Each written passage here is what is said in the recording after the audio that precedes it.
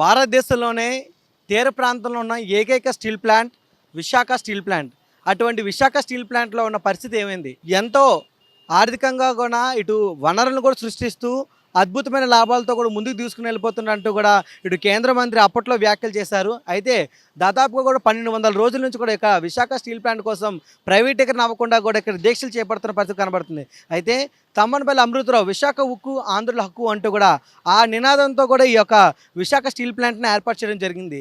అయితే ఈ Visakha steel plant ఏర్పాటుకు గాను దాదాపుగా 64 గ్రామాల యొక్క నిర్వాసితులు కూడా వారి యొక్క ఇళ్లను భూములను ఖాళీ చేసి ఇక్కడ అప్పటి ప్రభుత్వాన్ని కూడా అందజేయడం జరిగింది. దానితో పాటుగానే ఇక్కడ ఉన్న 32 మంది ఆంధ్రుల యొక్క ప్రాణత్యాగంతో ఈ యొక్క స్టీల్ ప్లాంట్ అనేది ప్రారంభం అయింది. అయితే అప్పట్లో 1961లో కూడా దీనికోసం అప్పట్లోనే ప్రొటెస్ట్ చేయడం కూడా స్టార్ట్ చేశారు.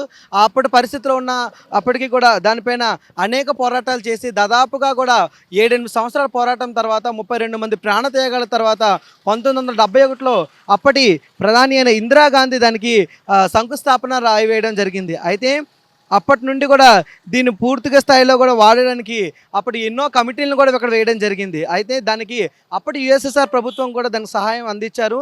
అయితే దాని కొన్ని సంవత్సరాల తర్వాత కొన్ని ప్రాజెక్టులను సవరించి కూడా అక్కడ ఒక నివేదికను తయారు చేసి కొన్ని కమిటీల ఆధారంగా కూడా పూర్తి స్థాయిలో 1982కి గాను దాన్ని అయితే ఒక మొదటి బ్లాస్ట్ ఫర్నెస్ కూడా ఏర్పాటు చేయడం జరిగింది. అయితే అప్పటి నుండి కూడా సుమారు మొదట అయితే 6000 ఎకరాలు అక్కడ అప్పటి కురుపం జమీందారులైన రాజులు కూడా దానికి వారి యొక్క భూమిని కూడా కేటాయించడం జరిగింది. అయితే అప్పటి నుండి కూడా ఈ ఆర్ఐఎన్ఎల్ రాష్ట్రీయ ఇస్పాత్ నిగమ్ లిమిటెడ్ అయితే పూర్తి స్థాయిలో వాడుకలోకి అయితే వచ్చింది. అయితే దీనికి సంబంధించి ఇటు స్టీల్ ప్లాంట్ ఏదైతే ఉన్నదో దీనికి సంబంధించి కూడా ఇటు దాదాపుగా కూడా ఇక్కడ 30,000 మంది రెగ్యులర్ ఎంప్లాయీస్ అంటే పూర్తి స్థాయిలో కాకపోయినప్పటికీ 14,000 మంది రెగ్యులర్ ఎంప్లాయీస్ మరియు ప్రత్యక్షంగా స్టీల్ ప్లాంట్కి ఆధారితంగా 30,000 మంది ఎంప్లాయీస్ ఉన్నారు. అలాగే 50,000 మంది పరోక్షంగా కూడా ఇటు స్టీల్ ప్లాంట్పై ఆధారపడి జీవిస్తున్న పరిస్థితి కనబడుతుంది. అయితే 1200 రోజుల నుంచి కూడా ఇటు 2019 తర్వాత రెండోసారి బీజేపీ ఎన్డీఏ ప్రభుత్వం చేపట్టిన తర్వాత నుంచి ఎప్పుడైతే స్టీల్ ప్లాంట్ ప్రైవేటీకరణ ఆ స్లోగన్ అయితే ఎప్పుడైతే బయటకు వచ్చిందో అప్పటి నుండి కూడా స్టీల్ ప్లాంట్ ఎంప్లాయీస్ అయితే కానీ దానిపై ఆధారపడే వాళ్ళందరూ కూడా ఇటు స్టీల్ ప్లాంట్ ట్రేడ్ యూనియన్స్ అన్నీ కూడా ఐకమత్యంతో కలిసికట్టుగా ఇటు విశాఖ ఉక్కు ప్రైవేటీకరణ కూడా అడ్డుకుంటాము. అప్పట్లోనే మాజీ మంత్రి ప్రస్తుత భీమిలి ఎమ్మెల్యే అప్పటి విశాఖ నార్త్ ఎమ్మెల్యే గంటా శ్రీనివాసరావు కూడా తను రాజీనామా చేయడం కూడా జరిగింది. అదేవిధంగా అప్పటి గాజువాక టీడీపీ జిల్లా అధ్యక్షులుగా ఉన్న పల్లా శ్రీనివాసరావు ఆయన కూడా ఆ యొక్క 7 రోజుల ఆమరణ నిరాహార దీక్షను కూడా చేయడం జరిగింది. అయితే ఇంతమంది కూడా అటు రాజకీయ నాయకులు అయితే కానీ ఇటు ఎంప్లాయీస్ అయితే కానీ వీళ్ళందరూ కూడా ఆ స్టీల్ ప్లాంట్ ప్రైవేటీకరణ అడ్డుకోవడానికి ఎన్నో ప్రయత్నాలు అయితే చేస్తూ వస్తున్నారు. అయితే ముఖ్యంగా మనం చూసుకున్నట్లయితే విశాఖ స్టీల్ ప్లాంట్లో స్టీల్ ఏదైతే ఉన్నదో అటువంటి స్టీల్ రాడ్స్ కానీ స్టీల్ కేబుల్స్ కానీ స్టీల్ వైర్స్ కానీ స్టీల్ ప్లేట్స్ని ఇటువంటి వాటిని అన్నింటిని కూడా ఉత్పత్తి చేయడం అయితే జరుగుతూ ఉంటుంది. అయితే ఎప్పుడైతే 2008లో అప్పటి ప్రధాని మన్మోహన్ సింగ్ నేతృత్వంలో ఇక్కడ ఏదైతే 3.6 మెట్రిక్ టన్ ఉత్పత్తి చేయగల ఈ స్టీల్ ప్లాంట్ కెపాసిటీని అప్పుడు దాదాపుగా 6.4 వరకు కూడా ఆ మెట్రిక్ కెపాసిటీని ఇటు పెంచడం కూడా జరిగింది. స్టీల్ ప్లాంట్ ఉత్పత్తి చేసే సామర్థ్యాన్ని కూడా అప్పటి కాంగ్రెస్ ప్రభుత్వం పెంచిందంటూ కూడా మనకు తెలుస్తుంది. అయితే దీనికి సంబంధించి అప్పుడు 2019లో వైసీపీ ప్రభుత్వం వచ్చిన తర్వాత మొదట దానిని వ్యతిరేకించింది. దాంతో మేము పోరాటం చేస్తున్నామన్నారు. తర్వాత చాలా రోజులు కామ్ అయిన పరిస్థితి కనబడుతుంది.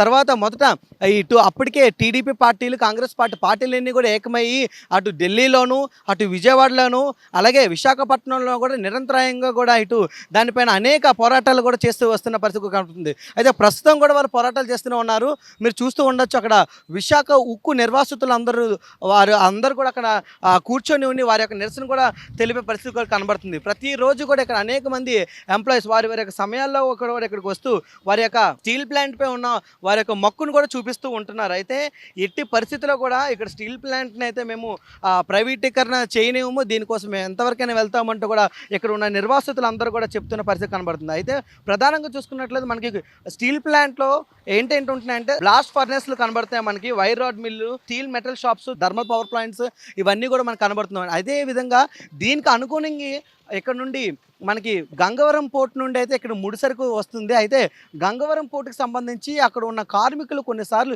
ప్రొటెస్ట్ చేయడం వల్ల అక్కడ నుంచి వచ్చే ముడిసరుకు కూడా ఇక్కడికి రావడం ఆలస్యం అవుతుంది. దానివల్ల స్టీల్ ప్లాంట్ కొంత నష్టాల మేరకు కూడా వెళ్తున్న పరిస్థితి కనబడుతుంది. అయితే ఇప్పటికైనా కూడా దీనిపైన పూర్తి స్థాయిలో నివేదికని తీసుకొని ఇప్పుడు టీడీపీ, బీజేపీ, జనసేన మూడు పార్టీల కలయికతో రాష్ట్రంలో ప్రభుత్వం ఏర్పాటైంది. అదేవిధంగా సెంట్రల్లో కూడా ప్రభుత్వం ఏర్పాటైంది కాబట్టి ఇక్కడ ఉన్న ఎంపీలందరినీ కూడా ఉపయోగించుకొని అదేవిధంగా మనం ఎన్డీఏ ప్రభుత్వంలో టీడీపీ ఎంతో కీలక పాత్రగా పోషిస్తూ రెండవ అతిపెద్ద పార్టీగా కూడా ఎన్డీఏలో ఉన్నది కాబట్టి వీటన్నిటిని ఉపయోగించుకొని ఖచ్చితంగా స్టీల్ ప్లాంట్ ప్రైవేటీకరణ కాకుండా కాపాడి విశాఖ ఉక్కు ఆంధ్రుల హక్కును అనే నినాదం కూడా బలంగా తీసుకుని వెళ్తూ విశాఖ ఉక్కును ప్రైవేటీకరణ కాకుండా కాపాడి విశాఖ ప్రజలకు మేలు చేయాలంటూ కూడా ఇక్కడున్న నిర్వాసితులు అందరూ కూడా తెలియజేసే పరిస్థితి కనబడుతుంది. విశాఖ స్టీల్ ప్లాంట్ సంబంధించి ఇది ఇక్కడ నిరాహార దీక్ష కూడా నిత్యం కూడా చేస్తూ ఉంటారు. ప్రస్తుతం ఈ శిబిరం వద్ద మనం ఉన్నాం. ఇక్కడ కొంతమంది నాయకులు కూడా మనతో ఉన్నారు. వాళ్ళతో కూడా మాట్లాడి మరిన్ని వివరాలు తెలుసుకుని ప్రయత్నం చేద్దాం. సార్, ఏంటి అసలు 1200 రోజుల నుంచి నిర్విరామంగా కూడా ఇటు విశాఖ ఉక్కు ఆంధ్రుల హక్కు అంటూ కూడా ఇక్కడ పోరాటం చేస్తున్న పరిస్థితి ఉంది. అసలు ఎందుకు ఈ పోరాటం? సార్, ఇది సెంటిమెంట్తో కూడుకుని వచ్చిన స్టీల్ ప్లాంటు. ఇది 1971లో ఇందిరాగాంధీ శంకుస్థాపన చేసిన కాడి నుంచి ఒడిదొడుకులతో ఏదైతే గ్రామ నుంచి రైతులతో కూడా పోరాడి ఈ ప్లాంట్ కొన్ని రోజులు మళ్ళీ శంకుస్థాపన చేసి వస్తుందా రాదన్న సమక్షంలో కూడా అప్పుడు మళ్ళీ మొరార్జీ దేశాయ్ జనతా పార్టీ వచ్చిన తర్వాత మళ్ళీ పోరాడి ఎన్టీ రామారావు గారు వీళ్ళంతా పోరాడిన తర్వాత ఇక్కడ తెన్నేటి విశ్వనాథ్ అందరూ పోరాడిన తర్వాత మళ్ళీ ఇది మన స్టీల్ ప్లాంట్ రావడం వచ్చింది. ఇది మొదటి నుంచి సెంటిమెంటల్గా ఈ స్టీల్ ప్లాంట్ రావడం జరిగింది. నిర్వాసితులు ఆ రోజు 1200 రూపాయలకి 1800 రూపాయలకి ఎకరా 1200 మాగాని అలాగే పల్లానికి ఏమో 1800 రూపాయలు చొప్పున ఇచ్చి ఆ రోజు మాకు తగిలేశారు. ఈ రోజు వరకు మేము ఈ తల్లి వచ్చిన తర్వాత మేము ఏదో కొంతమంది కొన్ని కుటుంబాల ఉద్యోగులు వచ్చిన బాగుపడి ఇంకా చాలామంది ఈయన స్థితిలోనే ఉన్నారు. ఇదే టౌన్షిప్లో చాలామంది పాస్పోర్ట్ చేసుకొని బతుకుతూ ఉన్నారు. అయినా కానీ గవర్నమెంట్ ఈరోజు ఇలా తీసుకోవడం అనేది ఆల్రెడీ ఇంత మునుపు చంద్రబాబు నాయుడు గారు ముఖ్యమంత్రిగా ఉన్నప్పుడు వాజ్పేయి గారి సంస్థలో దీన్ని ఇలాగా ప్రైవేట్ పరం చేస్తూ ఉన్నప్పుడు అప్పుడు ఉన్నటువంటి చంద్రబాబు నాయుడు గారు వాజ్పేయితో మాట్లాడి చేశారు. ఈరోజు ఏదైతే కేంద్ర ప్రభుత్వంతో మేము టీడీపీ పొత్తుతో ఉందో ఖచ్చితంగా చంద్రబాబు నాయుడు గారు మళ్ళీ దీన్ని కాపాడుతారు. ఈ ప్లాంట్ మళ్ళీ ప్రభుత్వ రంగంలో కొనసాగుతుంది. ఏం చేయాలా, ఎలా నిర్ణయం తీసుకోవాలంది ఫర్దర్ 1 నెల 2 నెలల్లో మీరు కేంద్రంతో కానీ వీళ్ళతో కానీ మాట్లాడి దానికి ఏం చేయాలంది ఒక క్లారిటీ అంటూ వస్తుందని చెప్పేసి మేము తెలుస్తుంది. అంటే ఇప్పుడు ఈ ఉన్న వాళ్ళు కూడా చాలా మందికి ఆర్ కార్డులు ఉన్నప్పుడు కూడా ఉద్యోగాలు రాని పరిస్థితి కూడా ఉన్నది అంటున్నారు. సార్, ఆర్ కార్డులో ఉన్న వాళ్ళకి ఇప్పటి వరకు అయితే దగ్గర 3 సంవత్సరాలు బట్టి ఎంప్లాయ్మెంట్ లేదు సార్. ఇప్పుడు ఉన్నటువంటి మొత్తం 22,000 మంది ఉన్నటువంటి ఎంప్లాయీస్ ఈరోజు 8,000 మందికి వచ్చారు సార్. రానున్న రోజుల్లో ఇదే అయితే జరగదు కదా. ఏదైతే రేపు కేంద్రంతో వీళ్ళు మా చంద్రబాబు నాయుడు గారు కానీ ఇక్కడ ఉన్న పార్లమెంట్ సభ్యులు కానీ ఎమ్మెల్యేలు కానీ మాట్లాడడానికి ఆల్రెడీ ఒక మ్యాండేట్ ఇచ్చారు. అది ఖచ్చితంగా 2-3 నెలల్లో ఒక క్లోజ్కి వస్తుంది. అప్పుడు ఇక్కడ నిర్వాసితులకు ఉద్యోగాలు ఇవ్వాలి. ఏదైతే నిర్వాసితులు ఇంకా 8,000 మంది ఉన్నారో ఖచ్చితంగా వాళ్ళకి ఉపాధి దారి చూపించడానికి మట్టి ఇక్కడ ఉన్నటువంటి స్థానిక శాసనసభ్యులు పల్లా శ్రీనివాసరావు గారు ఖచ్చితంగా దాని మీద వీళ్ళకి హామీ ఇచ్చి ఉన్నారు. ఖచ్చితంగా అది ఆయన ఏదైతే అన్నారో అది అమలు చేసే వరకు ఆయన దానికి ప్యాకేజీ ఇస్తారా, లేకపోతే ఉద్యోగాలు వస్తాయా, నాది ప్లాంట్ ఏం చేస్తారని ఒక క్లారిటీ మట్టుకు 3-4 నెలలు పడుతుంది. దాన్ని మట్టి ఖచ్చితంగా ఆయన అమలు చేయడానికి ఖచ్చితంగా ఇక్కడ ఉన్నటువంటి ఎమ్మెల్యే ఎంపీలు ఖచ్చితంగా కేంద్రంతో పోరాడతారు. పోరాడిన తర్వాత ఇది ఖచ్చితంగా అవుతుంది. కేంద్రం కూడా ఈరోజు ఏదైతే తెలుగుదేశం పార్టీ చంద్రబాబు నాయుడు గారు ఏం చెప్తారో ఖచ్చితంగా చేస్తారు. ఇన్నాళ్ళ వరకు అయితే భయం ఉండేది, ఈ రోజు అయితే ఆ భయం లేదు సార్. విశాఖ ఉక్కు ఆంధ్రుల హక్కు అంటూ కూడా 32 మంది ప్రాణత్యాగంతో ఈ స్టీల్ ప్లాంట్ అనేది ప్రారంభించడం జరిగింది. ప్రస్తుతం అయితే 1200 రోజుల నుంచి కూడా నిర్విరామంగా నిరాహార దీక్ష చేస్తున్నారు. ఇకనైనా అంటే ప్రభుత్వాలు మారాయి కాబట్టి ఏవైనా అవకాశం ఉంటుందా ప్రైవేట్గా ఆపడానికి? తప్పకుండా. విశాఖ ఉక్కు కర్మాగారం కేవలం కార్మికులది కాదు, ఉమ్మడి ఐక్య తెలంగాణ ఆంధ్రప్రదేశ్ అందరూ పోరాడి 32 మంది ప్రాణాలు త్యాగం చేశారు. 65 మంది ఎమ్మెల్యేలు రాజీనామా చేశారు. 82 పార్లమెంట్ మెంబర్స్ రాజీనామా చేశారు. విశాఖ ఉక్కు అనేది ప్రధానమైనటువంటి వస్తే ఈ ఆంధ్ర రాష్ట్రంలోని నిరుద్యోగం అలాగే రాష్ట్రానికి ఆదాయం పెరుగుతుందని చెప్పేసి ఆ రోజు ఒక దీక్షతో చేసినటువంటి ఫ్యాక్టరీ కేవలం కేంద్ర ప్రభుత్వం ఆ రోజుల్లో కట్టలేమని చెప్పేసి 4,000 కోట్లు ఇస్తే ఈవేళ 4 లక్షల కోట్ల రూపాయలు ఆస్తి. 10 లక్షల మంది జనాభా విశాఖపట్నం స్టీల్ ప్లాంట్ మీద ఉపాధి పొందుతున్నారు. మరి కేంద్రంలోని గత బీజేపీ ప్రభుత్వం విశాఖ ఉక్కు కర్మాగారాన్ని 100% ఆదాయానికి అమ్మేస్తాం లేకపోతే మూసేస్తామని చెప్పేసి ప్రకటించిన తర్వాత పెద్ద ఎత్తున ఉద్యమం విశాఖ ఉక్కు కర్మాగారం తెలుగుదేశం దాంట్లో ప్రధానంగా ఈ ఉద్యమంలో నిలబడ్డది. ఇక్కడున్న స్థానిక శ్రీనివాసరావు గారు, పల్లా శ్రీనివాసరావు గారు నిరాహార దీక్షలు కానీ పాదయాత్ర కానీ రాష్ట్ర వ్యాప్తంగా మరో పెద్ద ఉద్యమం జరిగింది. అది ఏదైతే జగన్మోహన్ రెడ్డి గారు ఈ సమస్యని ప్రధానమైన అంశంగా తీసుకోలేదు. తీసుకోకపోవడం ఏంటంటే ఇవాళ కేంద్రంలో బీజేపీ కేవలం ఆంధ్రుల మీద తెలుగువారి యొక్క అండతోనే కేంద్రంలో బీజేపీ ప్రభుత్వం వచ్చిందనమాట. మరి ఇదే తెలుగుదేశం పార్టీ, జనసేన పార్టీ కూడా విశాఖ ఉక్కు పుంజాన్ని నిలబెట్టారు. ఇవాళ కూడా కేంద్ర ప్రభుత్వం మటుకు వారి యొక్క విధానం మార్చుకొని స్టీల్ ప్లాంట్కి కావాల్సినటువంటి అప్పులు ఏవైతే ఉన్నాయో అప్పులు వడ్డీలున్న మారిటోరియం ప్రకటించాలి, సొంత గనులు ప్రకటించాలి, లేదంటే శైలిలో విలీనం చేస్తే Visakhapatnam steel plant 20 million steel ప్లాంట్కి సరిపడేటువంటి స్థలం ఉంది, వసతులు ఉన్నాయి, నీరు ఉంది, రోడ్లు ఉన్నాయి, అలాగే అన్ని సముద్రం ఉంది, ఇటు ఎయిర్పోర్ట్ అన్నీ ఉన్నటువంటి వసతులు ఉన్నది. భారతదేశంలో అతిపెద్ద స్టీల్ ప్లాంట్. దీన్ని ప్రభుత్వ రంగంలో కొనసాగిస్తే ఇవాళ ఆంధ్ర రాష్ట్రంలోని 1 కోటి మందికి ఉపాధి పడుతుందన్నమాట. ఆ 1 కోటి మంది ఉపాధి పొందడం కోసమే మేము స్టీల్ కార్మికులు ఈ రోజు వరకు కూడా వేతనాలు లేకపోయినా అనేక ఇబ్బందులు పడుతున్నా సరే ఈ ఉద్యమం రాష్ట్రంలో ప్రభుత్వం మారుతుంది, ఆ ప్రభుత్వం ద్వారాను మేము కేంద్ర ప్రభుత్వం మీద పోరాడి ప్రభుత్వ రంగంలో దీన్ని కొనసాగించడానికి అనే ఆశతోనే మొత్తం ఆంధ్రులందరూ కూడా నిజానికి విశాఖపట్నం స్టీల్ ప్లాంట్ యొక్క పోరాటమే ఈ రాష్ట్ర రాజకీయాలను మార్చింది. గతంలో కూడా విశాఖపట్నం స్టీల్ ప్లాంట్ని ప్రైవేటీకరణ చేయాలని చెప్పేసి వాజ్పేయి ప్రభుత్వం ఉన్నప్పుడు కూడాను ఆ ప్రభుత్వాన్ని కూడాను ఇదే చంద్రబాబు నాయుడు గారితోనే మేము పోరాటాలు చేసినా సరే దానికి తగ్గట్టు విశాఖపట్నం స్టీల్ ప్లాంట్ మీకు 2 ఇయర్స్ టైం ఇవ్వండి లాభాల్లో వస్తుందని చెప్పేసి ఈవేళ 3 మిలియన్ టన్నుల స్టీల్ ప్లాంట్ని 7.3 మిలియన్ టన్స్కి ఇంతవరకు పెరిగి ప్రభుత్వంలో అందులో ప్రధానంగా నిర్వాసితులు ఉన్నారనమాట. 8,000 మంది నిర్వాసులకు ఇంకా ఉపాధి దొరకాలి. అలాగే ఈ రాష్ట్రంలో ఉన్నటువంటి ఎస్సీ ఎస్టీలు రిజర్వేషన్లు ఇవన్నీ అమలు చేయాలంటే బ్యాక్వర్డ్ క్యాస్ట్లకి ఉపాధి పొందాలంటే ఇది ఒకటే మార్గం. సరే రాష్ట్రానికి ఇంకా చాలా సమస్యలు ఉన్నాయి, ఆ సమస్యలన్నింటినీ వచ్చే కాలంలోనే పరిష్కరించడానికి దాని టైం పట్టిన మరి చంద్రబాబు నాయుడు గారు, పవన్ కళ్యాణ్ గారు స్పష్టంగా విశాఖపట్నం స్టీల్ ప్లాంట్ని ప్రభుత్వ రంగంలో కొనసాగించడానికి కేంద్ర ప్రభుత్వం మీద ఒత్తిడి తీసుకొచ్చి అతి త్వరలో చేస్తారనే ఆశతోనే మొత్తం రాష్ట్ర ప్రజలందరూ కూడా వేచి చూస్తారు. ప్రస్తుతం అయితే ఎన్డీఏ ప్రభుత్వంలో 2వ అతిపెద్ద పార్టీగా కూడా ఇటు టీడీపీ అవతరించిన పరిస్థితి కనబడుతుంది. అదేవిధంగా ఇటు కేంద్ర క్యాబినెట్లో కూడా సహాయ శాఖ మంత్రులతో కూడా దాదాపు 3 ఉన్నారు. ఇవి అన్నీ కూడా ఈ అంశాలన్నీ సానుకూలంగా మారే అవకాశం ఉన్నదా?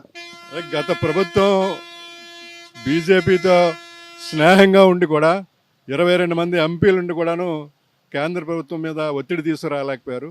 కానీ మన తెలుగుదేశం, జనసేన 2 ఐక్యంగాను కేంద్ర ప్రభుత్వం మీద ఒత్తిడి తీసుకొస్తారు. ఎందుకంటే ఇతర రాష్ట్రాల్లోనే నగర్నాన్ స్టీల్ ప్లాంట్ని ఛత్తీస్గఢ్ గవర్నమెంట్ ఆపుకున్నారు, కేంద్ర ప్రభుత్వం మీద ఒత్తిడి తీసుకొచ్చారనమాట.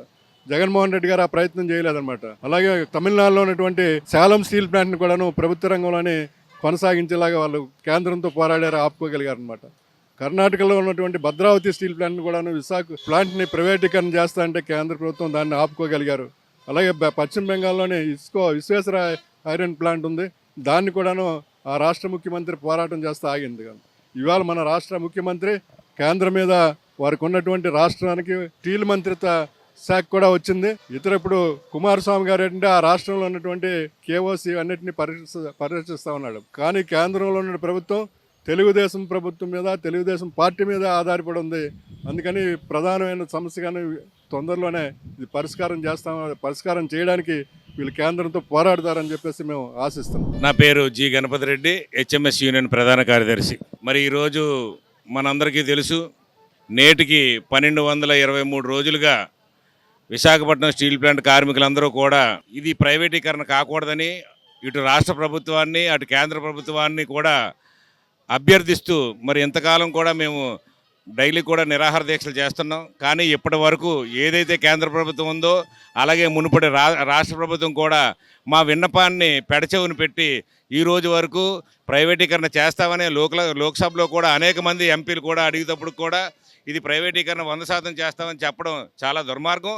ఎప్పటికైనా మరి ఈరోజు నితీష్ కుమార్ కానీ అలాగే చంద్రబాబు నాయుడు గారు కానీ లోక్సభలో కీలకంగా వ్యవహరిస్తున్నారు కాబట్టి ఎప్పుడైనా మా తాలూకా ఏదైతే ప్రైవేటీకరణ అన్నారో ఆ ప్రైవేటీకరణ వెనక్కి తీసుకొని మళ్ళీ ఈ విశాఖపట్నం స్టీల్ ప్లాంట్ని అవసరమైతే సెయిల్లో మెర్జీ చేసి లేదా ఎన్ఎండిసిలో మెర్జీ చేసి దీనికి భవిష్యత్తు ఇవ్వాలని, అలాగే అనేక మంది 8,000 పైచీలకు నిర్వాసితులు ఇంకా కూడా ఉద్యోగాల కోసం వేచి ఉన్నారు. వాళ్ళందరికీ కూడా ఒక భవిష్యత్తు కలగాలంటే ఇది పబ్లిక్ సెక్టార్లోనూ ఉండాలని మేము కోరుకుంటున్నాము.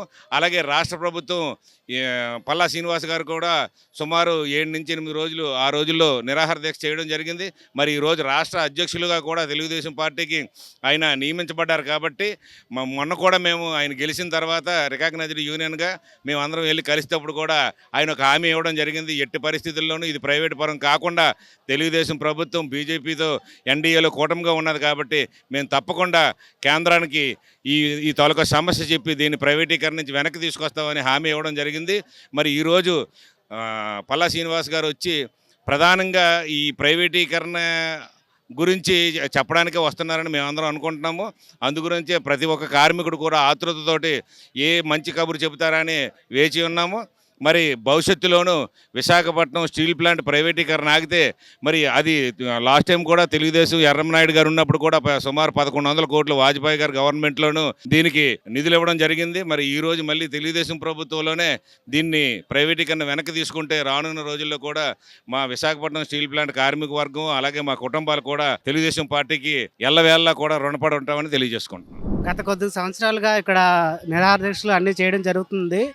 వైసీపీ ప్రభుత్వంలో ర్యాలీలు అన్నీ నిర్వహించారు కానీ ఏ ఒక్క మంత్రి కూడా ఇక్కడికి వచ్చి సపోర్ట్ చేయలేదు. వాళ్ళు వెళ్ళిపోయిన తర్వాత ఇప్పుడు కొత్తగా వచ్చిన టీడీపీ ప్రభుత్వం ఎన్డీఏతో కూటమిలో ఉంది కాబట్టి స్టీల్ ప్లాంట్ కాపాడుతారని ఆశిస్తున్నాము. ఈరోజు పల్లా శ్రీనివాసరావు గారు కూడా గతంలో నిరాహార దీక్ష కూడా చేపట్టారు. దీనిపై వెంటనే సెంట్రల్ గవర్నమెంట్ స్టేట్ గవర్నమెంట్ తక్షణం ఈ ఉక్కు ప్రైవేటీకరణ ఉపసంహరించుకోవాలని కోరుకుంటున్నాం. మరి గత 2021 జనవరి 27న క్యాబినెట్ మీటింగ్ జరిగింది. ఆ మీటింగ్లో తీర్మానం అంటే జరిగింది. ఆ రోజు నుంచి ఈ రోజు వరకు కూడాను ఫిబ్రవరి 12వ తారీఖు టెంట్ వేసి ఆ రోజు ఈ రోజు వరకు 1200 డేస్ ముందు నుంచి మేము ఉద్యమం కొనసాగిస్తున్నాం. ఈ ఉద్యమంలో మరి అంచెలంచెలుగా మేము తీసుకున్న స్టెప్స్ బట్టి చూస్తే ప్రభుత్వం చాలా వరకు కూడా వెనక్కి చెప్పొచ్చు గతంలో.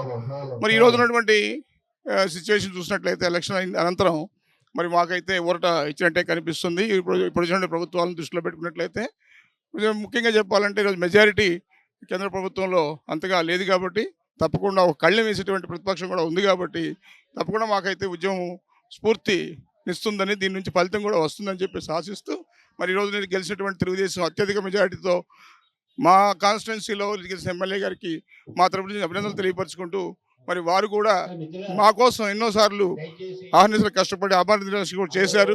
మరి అదే స్ఫూర్తితో ఆయన కూడా రానున్న కాలంలో విశాఖపట్నం స్టీల్ ప్లాంట్ని కాపాడుతారని మరి ఆ విధంగా రీజనల్ గవర్నమెంట్ మీద ఆధారపడి ఉంది కాబట్టి వారి బాధ్యత అంతనే ఉంది. గాజువాకలో ఉన్నటువంటి పర్ క్యాపిటల్ ఇన్కమ్ 2,64,000 రూపాయలు ఉండగా దీన్ని ఇంకా పెంచి మా యొక్క ఎమ్మెల్యే గారు అయినటువంటి పల్లా శ్రీనివాసరావు గారు మరి ఎమ్మెల్యే గారే కాకుండా రాష్ట్ర తెలుగుదేశం పార్టీ ప్రభుత్వ పార్టీకి సారథ్యం వహిస్తున్నటువంటి వారికి మరి మేము విన్నపించుకునేదంటే తక్షణమే దీనికి మరి ఫైనాన్షియల్ రీస్ట్రక్చరింగ్ చేయించి కేంద్ర గవర్నమెంట్ చేత మాకు ఊరట కల్పించి మాకు వర్కింగ్ క్యాపిటల్ కూడా కల్పిస్తారని ఆశిస్తూ మేమైతే రానున్న కాలంలో తప్పకుండా మీకు బాధ్యత వహించి ఈ కాన్స్టిట్యున్సీకి ఏం కావాలో ఆ విధంగా మీకు సహకరించాం కాబట్టి మాకు కూడా సహకరిస్తారని ఆశిస్తున్నాం. రానున్న కాలం 80% కూడా అలాంటి కార్యక్రమం చేపడితే మేము మళ్ళీ ఇదే విధంగా ఉద్యమించి తిప్పి కొడతామని కూడా తెలియపరుస్తూ కెమెరా పర్సన్ విజయ్ కుమార్తో ప్రేమ్ కుమార్, ఆదాన్ తెలుగు, విశాఖ.